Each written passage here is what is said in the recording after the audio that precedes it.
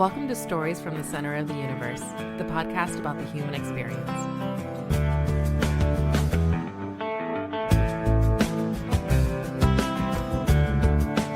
Joan Dorsey, welcome to the Center of the Universe. It's very cool to be in the center of the universe. I've never been there before.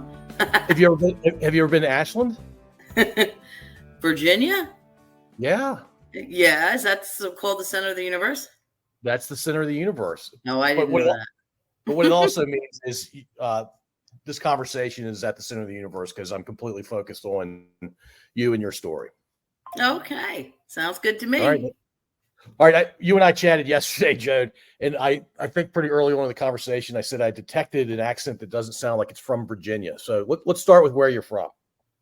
I am from Long Island, proudly. Is there anybody from Long Island that's not proud? Let's see. It's about a 20-minute public bus ride from Jones Beach. Okay. All right, nice. Well, Long Island's huge, right? People don't realize how big it is. No, it's a Long Island for sure. Yeah. Mm-hmm. I guess it's not. I guess north to south, it's not that massive, but it's a really long island, and that's the name. No, north to south can be driven in about 50 minutes, depending on traffic. But east to west, you take about 3 hours. That's wild. Yeah. Yeah. Yeah, it takes a while, especially in the summer. Don't go to the Hamptons. Woo! Well, I don't think I could afford the Hamptons, right? Well, used to be nothing but farms when I was growing up. Yeah, but it's now all these giant houses, right? Oh, yeah. It was nothing out there. That's except wild. For some fun bars when I was, in my late teens, and the drinking age was 18. I actually didn't. I'm not quite old enough to have been able to do that in Virginia because the drinking age was 18 here for the longest time. And then I think maybe 3 years before I turned 18, they changed to 21. They changed it to 21 1 month after I turned 18. So were you grandmothered in? No. Oh, so you had it for a month and you lost it. Yes. Wow, that's quite upsetting. That's the worst scenario. It was horrible. You got a month of it, and then it was taken away for the next 2 years, 11 months. That's right. Wow. All right, Joan, what brought you to Virginia? Let's see. It was my husband's job. Okay. He lost his job in New York, so he got one, so he could live anywhere in the country. So, and you guys chose here? Well, I had my brother, who's still here. We used to come visit him as when I was a kid, and he lived in North Carolina, and he's my older brother. And he lived in Virginia, and he lived in Midlothian, and we used to come down with our kids and visit, and we liked it. So we said, why don't we go to Midlothian? We got to get out of New York. It was just too expensive to raise a family.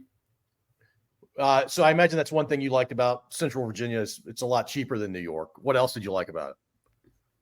I just thought it was a nice place to raise kids. It was just more, it wasn't at that time, certainly is busier now. And there's a lot more New Yorkers here. But at that time, it's 1999, there wasn't a lot here. There's none of this building was here. It was just traffic was lighter. It was just seemed like a simpler life. Yeah, imagine being me as a kid growing up in the 70s and 80s. You want to talk about farmland. Yeah, I remember where there were a bunch of farms and now there are a bunch of buildings. Exactly. I mean, I remember I lived in Walton Park. It was just a nice, our house was $132,000. We thought we died and went to heaven. I mean, and they told me I bought an old house. It was built in 1977. I'm like, old? You don't know what old is. I came out of one that was built in 1921. Well, 130 plus thousand. What does that get you in New York back then? Not much, right? Nothing. It got you nothing. Yeah. It got you nothing. Even back then, yeah. Yeah. No. Wow. All right, cool. So tell me how you and Laura know each other. And I'll mention again real quickly that Laura and I are business partners at Perfect Spaces Home Staging. And she said, after you talk to me on your podcast, you've got to talk to Joan. So how do you guys know each other? We met when I had my own company and she was doing staging and we got connected through somebody. And I said, I'll have her, I'll try her out because she was staging. And she staged a couple of my houses and then she became my go-to. That was when I was kind of actively selling and buying much more than I am now. Because you were telling me yesterday you're managing these days more than you are being a real estate broker or an active real estate broker. Is that fair? Very fair. Yeah. You cannot effectively manage and be a high powered buying and selling agent and effectively manage over 100 people at the same time. You have to pick a lane. So when you started your own business, what were you doing just before that? Were you a real estate agent? Yeah, I had been one since 2002. And what made you decide to start your own thing? Great story. There was another company in town that I won't mention the name, not where I am now, that made promises and didn't keep them. And I knew the lane I wanted to be in, which was being a managing broker. And so I said, in my New York way, can I like say things on this podcast like hell and stuff? Sure. Yes. I mean, it's like killing you a little bit if I don't allow you to say it. So I said, the hell with everybody. I'm just going to go do this myself. Yeah. Good for you. And were you scared or were you empowered as you started? No, I felt great. Yeah. Was it hard at the beginning? You know what? It was probably what people had told me then was probably the worst time to open a company, because it was, when the market went to hell in a handbasket, and it was 2008, 9, 10, 11. And everybody was doing a short sale, which I became very proficient at the time. And there wasn't a lot going on in buying and selling real estate. So I actually looked at it as, well, I'm not going to do a lot of buying and selling necessarily, but I have time to learn how to be in this position and do what I can. I had a few, I didn't have any agents that came with me. It was just me and my business partner at the time. So I've had a lot of people tell me not a lot of people, but a fair number of people that have said, hey, I started the business, and most of them say it was incredibly hard. There are some businesses I think actually did pretty well because of what happened in 2008 to 2011. But I imagine your business, you had to pivot pretty hard. Yeah. You know what? We did have to pivot, but that's what realtors do. They're change agents. That's what they are. And they do it every day. They don't realize it, but they do. Yeah. Change is life kind of thing. And change is definitely the realtor's life for sure. Mm-hmm. So it wasn't hard. What was it about being in real estate that was attractive to you? Flexibility at first. When I rolled into the office where I started, which was Long and Foster at the time, my kids were 11, 9, 7, and 5, and my husband traveled, so I was alone during the week. He left Monday, came home on Friday, and so I needed flexibility, and I was like, what am I going to do? I could have gone back to teaching because that's what I did for a living. I was an educator in New York. Until I had my kids, and then I got to stay home with them for 14 years, which was great. But I didn't want to go back to that in Virginia because teachers made no money in Virginia. I made more money as a substitute teacher in 1988 than I would have made in 1999 in Virginia as a full-time teacher. Yeah, my wife is in the public school system, and it's I'll say it, it's bad how little they make. It's amazing they find enough people to do it. Right. And I knew what it took because it took the same thing I did in New York. No different. Doesn't matter what state you're in. You're doing the same thing. And it's the same level of responsibility. And I thought, I don't want to do that. Plus, I needed something that really wouldn't tie me to something so every day I had to do somewhere and be somewhere. It needed to be more of mine. And I saw a sign that said hiring outside a real estate office. And I just went, and I drove in. And that's that. I have to ask, what age group did you teach? In New York, I was the first public school pre-K in Franklin Square on Long Island. So I did pre-K and kindergarten. Was that fun? It was interesting because I had 54-year-olds in a day, 25 in the morning, 25 in the afternoon, and no aid. So if anyone, I don't take anybody's crap. I don't want to hear it. So wait a minute, the afternoon crew, did they have naps before they came to you? I think they were supposed to. I mean, they came in at 1. I think it was like they were there from 1 to 3:30. Nice. And Nice. yeah, it was interesting, but I ran it like a ship. It wasn't like these little pre-Ks where everything was all hugs and loves. I know it sounds terrible, but I had no choice. I had 25 4-year-olds. What are you going to do? It turns to chaos very quickly if you don't run it like a ship. You have to. My mother, I'm the youngest of 10. And oh my gosh. So my mother ran our house like a ship. You're the baby of 10? Mm-hmm. Wow. And I got them all to Virginia. Except for 2.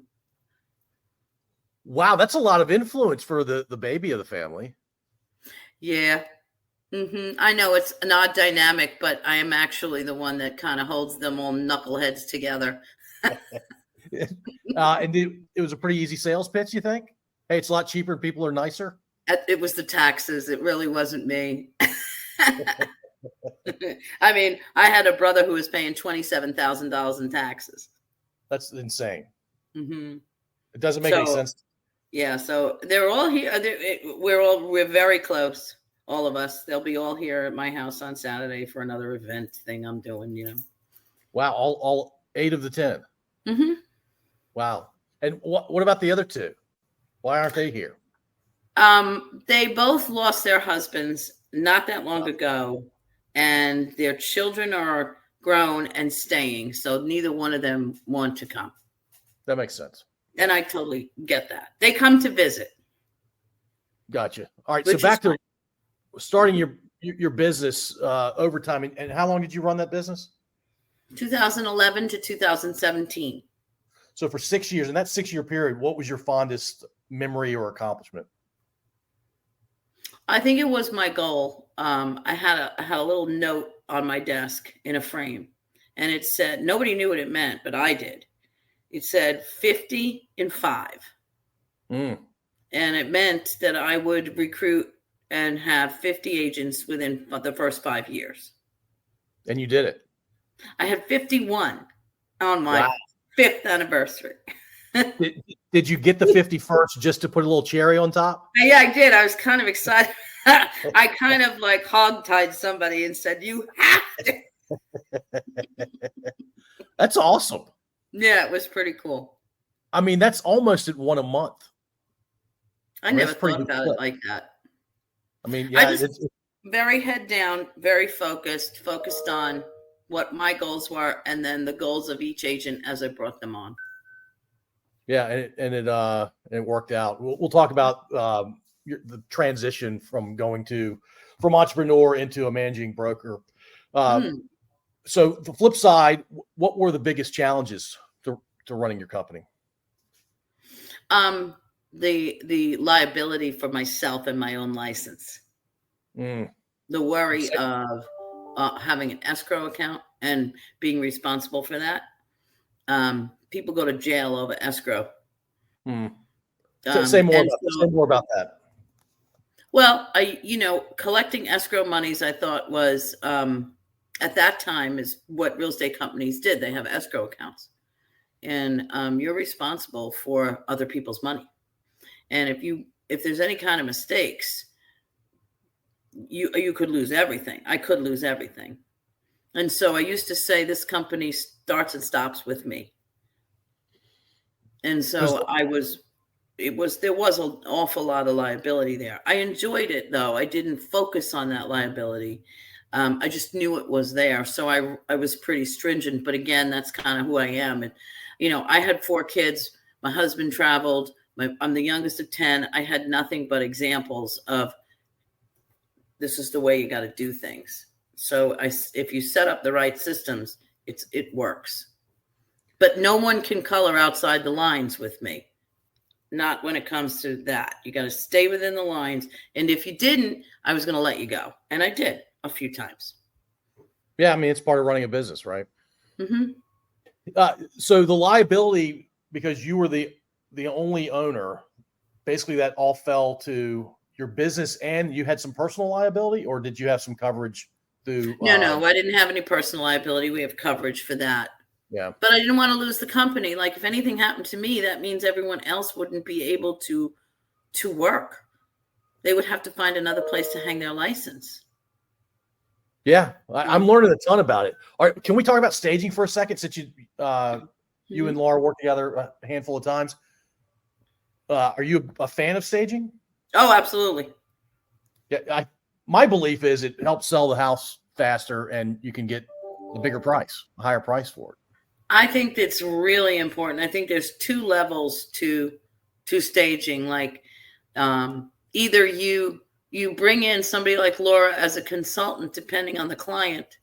They might have their own things, and then you can bring Laura in as a consultant so she can say, okay, move this here, put this here, paint this, that kind of thing. Or if you need a house, you really need it to be staged, then, you come in with the furniture and everything else. I think it's great to have both aspects, but it depends on the client and the seller and the situation that they're in. Yeah. Vacant homes totally should be staged. Yeah. Yep. I'm totally with you, especially since I'm in this business now. She just did one. Well, she did the one for me that you were there. Yeah, that's right. That's right. Mm-hmm. And that sold in a day. Yeah. Her eye is amazing. Mm-hmm. I just do what she tells me. She was, well, I mean, the first time I worked with her, I was like, wow, she's good. I really, really like that. Plus we got along. We just got along. She's just a nice person. She's an easy person to get along with. She is. No question. Uh-huh. And she was willing. Mm-hmm. Sorry, go ahead. Finish your thought. No, it's okay. I said she was just willing, like, to work with you, work with your time frame, do what she could do. Absolutely. Mm-hmm. All right. So how far into you running your own business did you think, hey, I want to sell it? Or did you never have that thought? And never had that thought. Never had. It wasn't a thought. I was doing well. I was profitable. But nobody comes to you to buy your company unless you're profitable. They're not going to buy a loser. So that June of 2017, I don't know what happened, and I can't say why, but five large brokers came to me at the same time in the same month, and I had no intention of selling. It's almost like that can't be coincidence. It's almost like these bigger houses have these numbers that get tripped by the smaller guys. Okay, now we're interested. I have no idea. I thought it was the most bizarre. I kept calling my business partner, and I kept going, somebody else just called. Somebody else just called. Like somebody I'd never heard of just called. Wow. I mean, we talked to five at the same time. It's and I was really surprised. I mean, five's incredible. In the same, 30-day time frame, you had five June. people express interest? Yeah. June of 2017. You don't, obviously you can choose to share names of companies if you want, but what did it come down to for you beyond just the financial offer? Were there other things at play for you? Well, yeah, there was a few. I mean, in real estate, it's interesting when your company when another company looks at your company, it's called, a lot of times they just want you to do what we call a walkover, where they don't really want to pay you. They just want to take everything you got and just have you walk over. And then they offer you as the owner, not necessarily money, but maybe money based on transactions, but nothing up front, that type of thing. They call it a walkover. Mm. I didn't want to sell. So why on earth would I do a walkover? How dumb is that? Like, I have no intention. It wasn't in my plan to sell. I never even thought about it. I loved my company. I loved what I was doing. I could see the handwriting on the wall that things were changing in our industry. And so I thought, wow, this could be a good time to do this. When this phone started to ring, I thought about it. That's when I started to think about it. But I wouldn't do it unless somebody was making me an offer. So a couple of people were just out immediately. Somebody else was out because, and I never even got to the table to discuss money, and I knew there was some, but I just didn't like them. Mm. And I can't go there because I didn't like them. And then my good friend called me from Long and Foster, and I'm like, wow, I didn't expect that call either. And so it was down to just two who I'd known and know very well. And it came down to what I thought my agents could be offered, what kind of a better condition they could be given if they were to walk over with me, if they were to come over. Because they didn't have to. That was total, they're independent. Did all of them come over? No, I had a couple, about 17, one of my agents who I love to death to this day, and we have lunch like every other month. He left me and opened his own company at the time. So he left with 17, and then the rest of them came with me. Okay. But I've helped. There's quite a few that started with me that now own their own companies. And I talk to them all the time, and I'm proud of them. And I help them, and they still call me for advice. I love them all. And they left and started their own companies, and I'm pretty impressed by that. Well, and I just met you yesterday, Joan, and it was a phone conversation. We're seeing each other tonight for the first time. Mm-hmm. I have the impression. Yeah, don't be scared. I'm not scared. Like, oh my God. My wife's from Jersey. I'm not afraid of you. But we were talking about you being the president of Richmond Association of Realtors, and I said, "Oh, how much does that pay?" Kind of in a flippant way. I assume you're making something, but no, it's actually a voluntary position, and you do it because you love helping other people. Is that fair? Mm-hmm. Tell me more about other the success of other agents. That's why I love when people that worked with me wound up leaving and opening their own businesses, and not just a real estate business, but a whole entire company. It's pretty cool. Yeah. So is that what RAR does? It trains and educates realtors? Is that effectively what it does? No, not to open their own companies necessarily. Part of it is to do a leadership if they want to. But the other part of it is just to educate and train the agents on the general industry, and to just support them any way they can with their offerings of classes, with their tools, with their, anything that the MLS can offer or the association can offer. Mostly the association in terms of networking abilities and education and training. So does RAR have a relationship or an affiliation with the National Association of Realtors? Mm-hmm. Yeah, we have a 3-way agreement. Mm-hmm. It's between the state, the national, and the local. Okay. So you're the president of the local, which is for this area. That's the entire Central Virginia region, right? Yeah. Mm-hmm. Okay, yeah. Cool. Are you ready to transition to talk about family? Sure. Whatever you want. I'm fascinated by the 10 siblings in your family, 9 siblings plus you. How many boys and how many girls? Are you ready? Yeah, how many? 5 and 5. Oh my gosh. Did it go boy, girl throughout? No, it went boy, girl. Really? Yeah, there was only one boy born in the middle of the girls. Oh my gosh. Mm-hmm. Is he okay? Is that brother okay? Yes. He owns I'll give him a little plug if I'm allowed to. He owns Kitchen Doctors in Midlothian.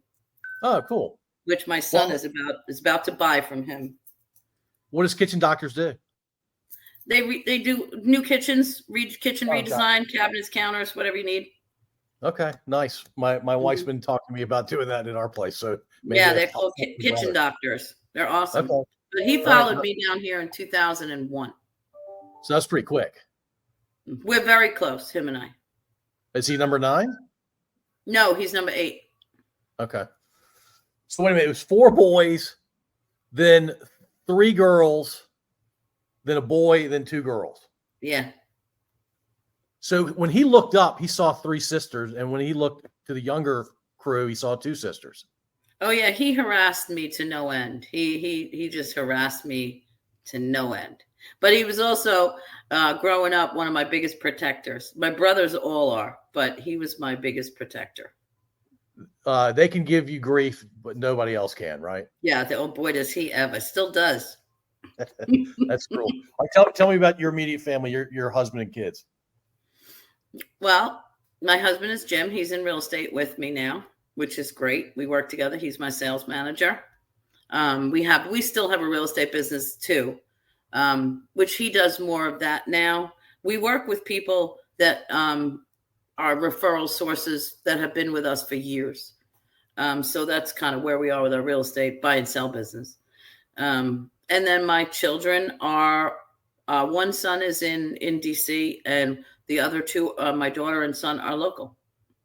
Very cool. And as you know, my oldest daughter has passed away. So yeah, it's the most tragic thing that you as a parent can ever go through.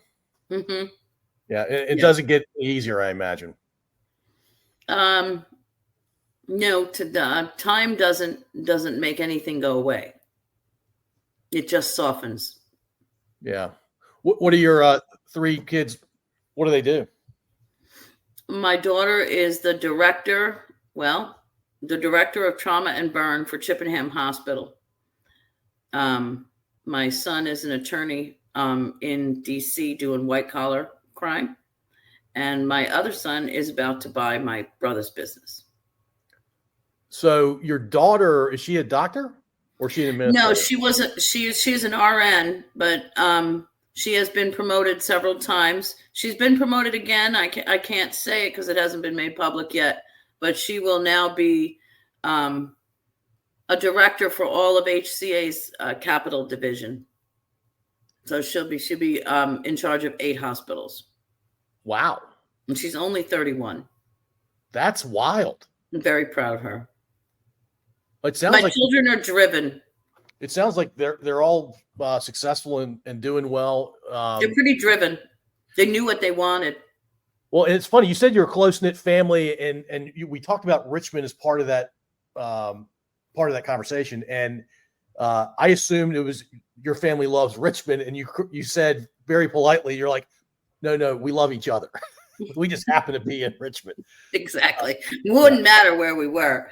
No, my children and my daughter, her husband went to Virginia Tech and she went to Longwood. And of course she would go to the Tech football games, but she would be the oddball and take her nursing books into the stadium so she could study. Wait a minute. Wait, she was studying while they were playing Enter Sandman as the team ran on the field? Yes, she was. Her husband could not believe that she would do that. My son, who's an attorney, there's not one piece of social media you will ever find with him on it. Yeah, he's probably better off for that. He never wanted it because he told me he knew what he wanted to do with his life. I'm sure he's not done yet. He's not just going to stop at being an attorney. I have a feeling. And he doesn't want it. He said, Mom, the last thing I'm going to need is someone to find me with a red Solo cup. I'm like, okay, Tom, okay. I'm not questioning, whatever. Totally not like their mother. I was out partying every single night. I mean, if you're not going to have fun, what's the point? No, I met my husband at a bar. Come on. But given the time frame, you met him up in New York. That's where y'all met. 36 years ago. Is he from Long Island as well? No, he was from Westchester in the Bronx area, up that way. Yeah, gotcha. Okay, cool. So you mentioned how tight-knit you are. I didn't realize it extended to your siblings as well. What is it about your family that you're so tight? Because the way you've described it to me yesterday was it's uniquely tight. I mean, a lot of families are pretty tight, but not the level of tight that we're talking about with your family. Well, I know that the loss of my daughter had a lot to do with the tightness of my children and us now. But we always were, but it became something different. They were in high school. My daughter was first year of college when she passed. And so it kind of changed their idea of how things should be and what's more important. And I think they learned that through that process, which is really kind of it's hard to say, but it was a very positive outcome to a very bad situation. Yeah, look, I've seen younger people pass away, and I know their parents really well. My aunt lost a child, my first cousin, and it doesn't always go the way you just described it. Sometimes I would say usually it has the opposite effect. Well, the divorce rate is very high when you lose a child. It's almost 80%. Yeah. But my husband and I became closer. Not that we weren't, but we just decided, I think we all decided that it was so much more important to just always be together. My mother always told us, because there was 10 of us, it was like, I didn't need any friends. I had tons. They lived with me. I mean, I was always something to do, somewhere to go, somebody to hang out with, always. And as the youngest, I got to see a plethora of things. So what's the age gap between the oldest and you? My brother is, what is my brother? 74, and I'm 59. Okay. So that's wow. Every year and a half, another kid's coming. Good Catholics. Oh man. Yeah. Are you a bad Catholic if you only have like 2 or 3 kids? No, not anymore. All right, Joan, last question. What do you like to do for fun? Well, in the summertime, I like to be outside, constantly outside. I'm not an athlete. What I love to do for fun is shop. But I love to be outside by my pool, always outside. Is there something about the water that's relaxing for you? Mm-hmm. I think so. But I do like to just, I'm constantly, I guess because of my family, I'm constantly around people, constantly. You know, tomorrow night's another thing, and then Saturdays, everyone's coming here. It's like just always around people. Well, you get one day a week is just me and my husband. That's a good thing. I think that's really important, actually. Mm-hmm. Really important. Mm-hmm. You seem like a person who gets a lot of energy from other people. I do. Yeah. Yeah, it's a good thing I do what I do for a living. Yeah, you'd be miserable if you were an introvert, I imagine. I don't think I could do it. I mean, there's 7,000 realtors in Richmond, for God's sake. Have you met all of them? No, I've met a lot, but no, there's a lot I have not met. Well, hey, Joan, I appreciate you doing this. This was a lot of fun. Good to meet you. I'm glad you and Laura know each other. I'm glad she connected us, and thanks for taking the time. All right, no problem. I enjoyed talking to you. Thank you for listening. If you enjoyed this episode, please subscribe to wherever you listen to podcasts. We'd also really appreciate if you'd rate and review us. You can find us at scodupodcast.com.